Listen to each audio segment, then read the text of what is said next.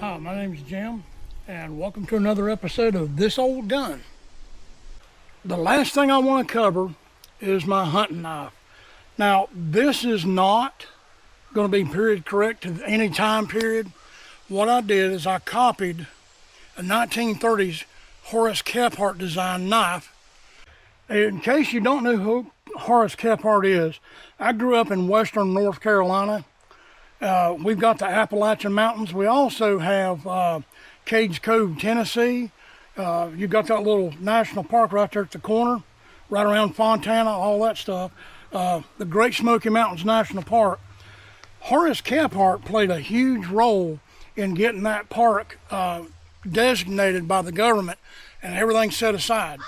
So if you do any reading about Horace Kephart, this is his style of knife. He was an outdoorsman. He was a gun guy, gun fanatic, and he lived in a cabin up there while he was writing. And he played a big part in getting the Great Smoky Mountain National Park going in the Appalachian Mountains. And if you know anything about Horace Kephart, you'll notice the blade pattern of this thing. I made this out of 1095 carbon steel on my forge. I heat treated it. I've got black Cerakote, flat black Cerakote on the blade, except for the sharp edge right there. The handle itself is made out of really nice bird's eye curly maple. My knife sheath is definitely not going to be period correct. This is a wraparound taco style knife sheath that's got several ways of actually carrying this thing. You can pop these little snaps here and here, carry it horizontally on your belt in the small of your back, or you could slide it through your belt with this loop right here and carry it vertically on your belt. Now, on this knife sheath, I've got several items. I've got an awl for punching hole in leather and cloth to stitch things. Made this on my blacksmith forge. I've got fishing line on a little dog tag carrier. I've got a little bit more tinder right there. Tuck these back in. And I've got another flint and steel in the form of a really small ferrocerium rod. And I've actually used this to start fires, even as small as it is.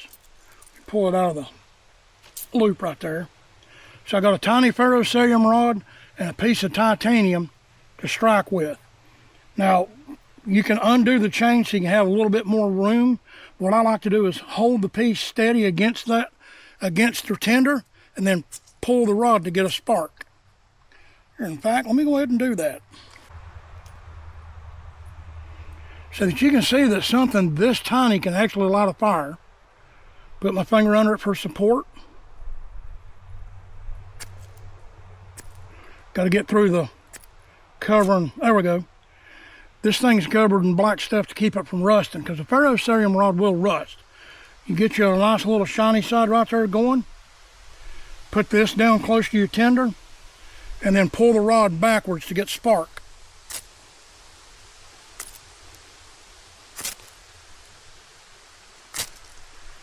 You can actually light a fire with that little thing. Down here on the bottom, I've got about 20 feet of actual military issue paracord wrapped around the very bottom down here. And what that serves a purpose for is there's 7 cords inside the main primary cord. So you can split this and pull out individual strands and use that for any project you have that you might need to have tied around your campfire, your campsite.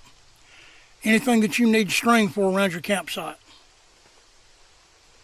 This is definitely not period correct, but like I said, we're going for 21st century mountain man or 21st century long hunter. And if you like this video and all the garbage that I get to carry around in the woods, like the video, keep following the channel. I'll have some more stuff for you later.